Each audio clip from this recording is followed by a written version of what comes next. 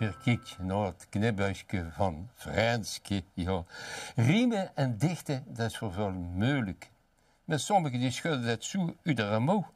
En ik maak je nou een gedicht van een die er niks van kent. Die er niks van kent, niks van riemen. Maar dat is moeilijk. Let maar eens op of je erachter komt hoe dat het fout zit. Ja, doestert. Riemen en dichten zonder er een slup op te lichten. Er was heel lang geleden een ridder zo dapper als geen tweeën.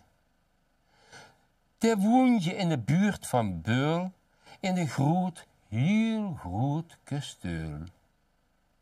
Met 100 soldaten zo van die rouw zocht het heel land af naar een vrouw. Nu huurde hij van een kabouter, door zit een maagd in het donker water. Ja, het zit jo beukend in de kerker te wachten. Wie met bevriend mocht met hem brouwen.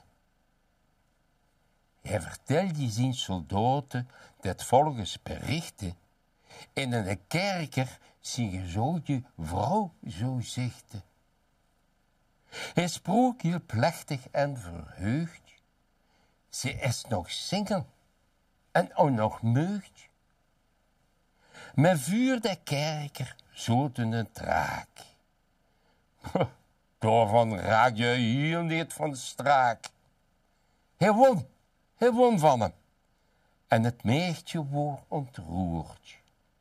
En het noem met verstikkende stem het woord. Het sprook, dit is mij nog nooit gebeurd. Er wens hem te trouwen, wordt verkleurd.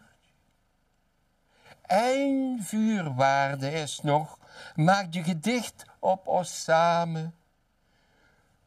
Dus trouw je ze nooit, want hij kost dichten nog ramen.